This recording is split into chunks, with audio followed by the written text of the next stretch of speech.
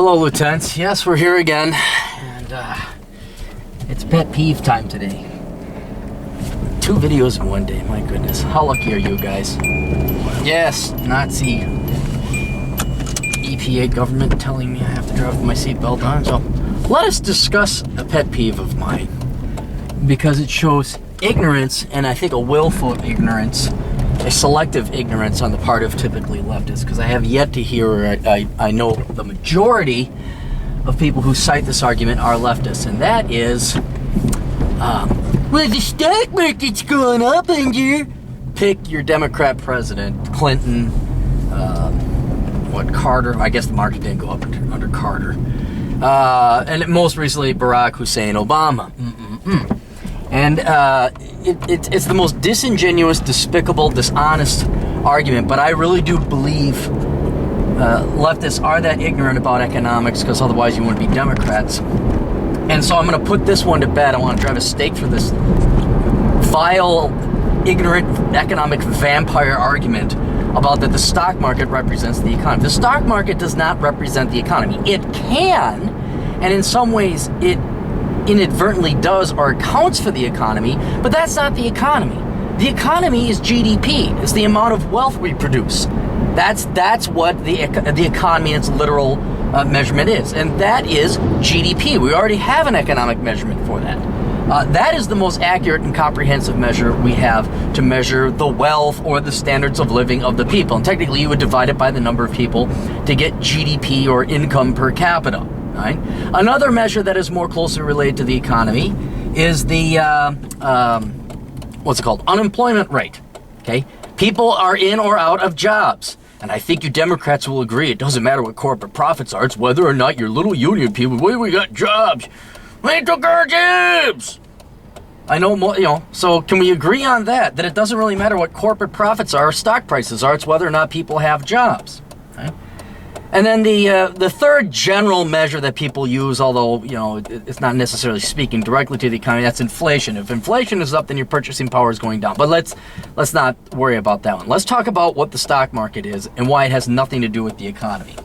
In a very general sense, yes, if the economy is booming, then the stock market should be booming. However, that assumes, I don't know if I want to get into a concept of market efficiency. However, we'll simplify it this way for everybody.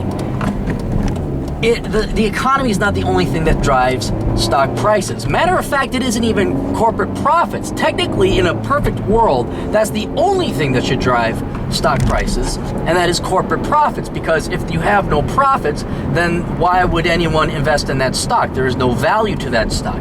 So it is profits, more specifically the dividends that are paid out to the shareholders, that give stocks any kind of value. Right? Now, that is fundamental. There's a difference between fundamental or theoretical. That's fundamentally what drives stock prices. However, this is not the perfect world. That's in the perfect world where profits is the only thing that matters. In the real world, there are other things that affect it, namely on the demand side of the equation. How many people want to buy stocks? And this is where, since 1978, there's been a divergence between what the stocks should be trading at and what they're actually trading at. And you know what's driving stock prices right now? And I've proven this empirically with research. You can look up when you abandon fundamental value. You can look at the data and the statistics. And I prove beyond a shadow of the doubt that what's driving stock prices is not profits, but rather cash flows. Meaning how much cash is going into the stock market versus being pulled out. So when there's a net influx of cash into the stock market, prices go up. When there's a withdrawal of cash from the stock market, prices go down. You say, well, what would be driving cash flows then, Captain? Well, guess what? Since 1978, we've had these things called retirement programs, where the government gives you an incentive through tax breaks to invest in your 401k, your IRA, your 403b, your 457, et cetera, et cetera, et cetera. Now, that sounds well-intended, and it is. There was no malicious intent on the part of the government to do that. It was actually nice of them. But you idiots, you don't study economics. There's always unintended consequences, and this is one of those things. Since then, you've had essentially the baby boomers enter their prime earning years, and they've flooded the market with trillions of dollars that would not otherwise be there. More importantly, people are no longer investing in the stock market for what they should be, and that's corporate profits. That's the only reason you should be investing in a stock, is because its profits are going to go up, or you like the future prospects profits for that company. Now people just blindly invest in their 401ks and IRAs. Why? Because the dits at the HR company or the HR department think you can invest in your 401k. And the 401k clergy, all these financial advisors, you should invest in an IRA. Do you have an IRA? You don't? Well, you should get an IRA. No one's ever asked the question, what's happened to the price of stocks relative to the earnings? If you look at that, what and I'm simplifying this because I don't want to bore you with minutia. Stock prices are trading at about a 60% premium, 60% more expensive than what they should be, historically speaking.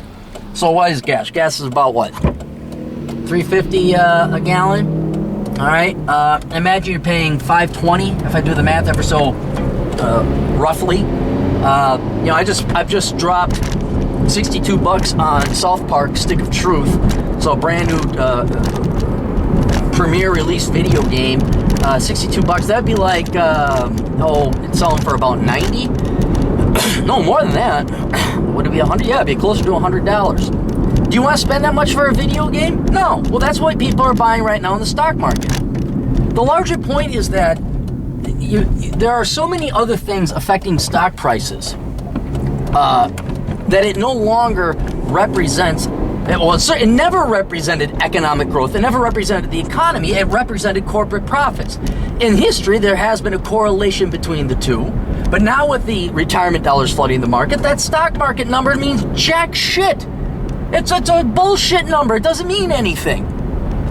And all you idiots out there just desperately grasping to find one financial economic statistic that shows your boy Obama kicking ass and taking names. You go, hey, look at the stock market. Has nothing to, yeah, really? Look at Detroit. How about that? How's that for standards of living? Look at Compton. Look at and all you youth with the youth unemployment rate and the U6 unemployment rate. That speaks more directly, not only to the economy, but I picked those any Detroit, Compton unemployment rate for youth, underemployment rate, the U6 rate, because it directly affects or disproportionately affects people who voted for Barack Hussein Obama. It boils down, the reason I'm angry about it or agitated is it boils down to, I know when you're being disingenuous, and this comes from someone who's older than me. When do you people grow up, huh? When do you grow up and say, you know what? Yeah, the 60s were great. Yeah, the 70s were great. And now my generation, yeah, Reagan years were great. Now it's time to grow up and start studying about economics. Or are we all just going to keep acting like the retarded, dope-smoking college students who were back in college? Yeah, man, like free stuff, stick it to the system, man. Doesn't it get old? Like you? Huh? Do you really? I mean, this is another reason I love it when liberals and idiot and ignoramuses breed, because now you got skin in the game. Beforehand, it was only your life you were screwing up. Now that you have kids, I love it.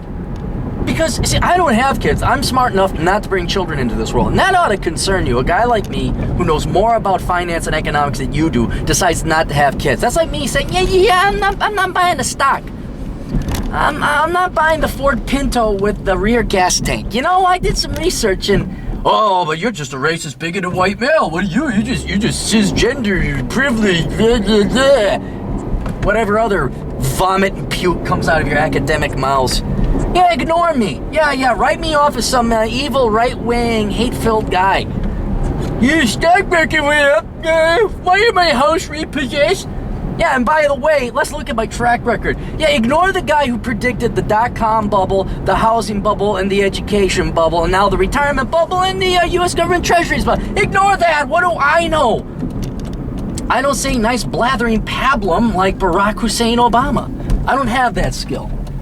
I'm sorry, I don't. I really don't have that skill. I could not talk for 2 hours. Right now, these 5, 10, 15 minutes I've been talking, I've said more in these 15 minutes than Barack Obama has said in all of his speeches in his entire political career. Not just the presidency, his whole career, which he started when he was like 2. Man's never lived, worked a day in his life. He's just like, came right out of the street. I be governor. Or was it state senator? That's what he became. Hey, do you want to work on a line? No. Do you want to work in a factory? No. What do you want to do? I want to lead the people and write books about myself and my awesomeness since I was the age of 25. So yeah, I mean, that's the general gist of it, guys.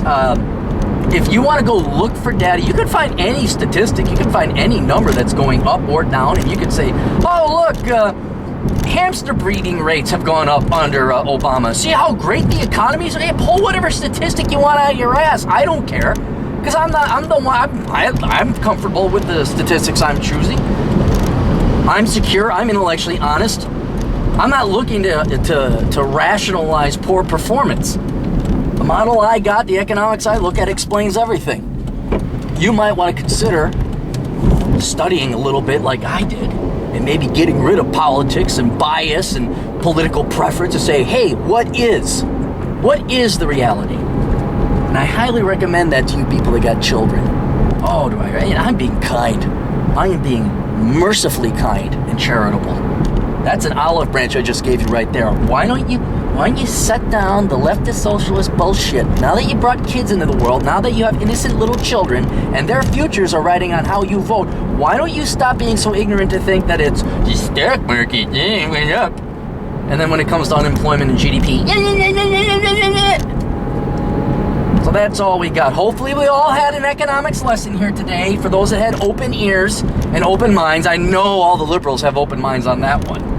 And then maybe we could advance the economy. But yeah, you know what? The economy's doing great. Isn't it doing great? It's doing great. Like CNBC and NBC and CBS and all the other acronyms, they said it's doing great. We don't need nothing. It's just racist. Toodles.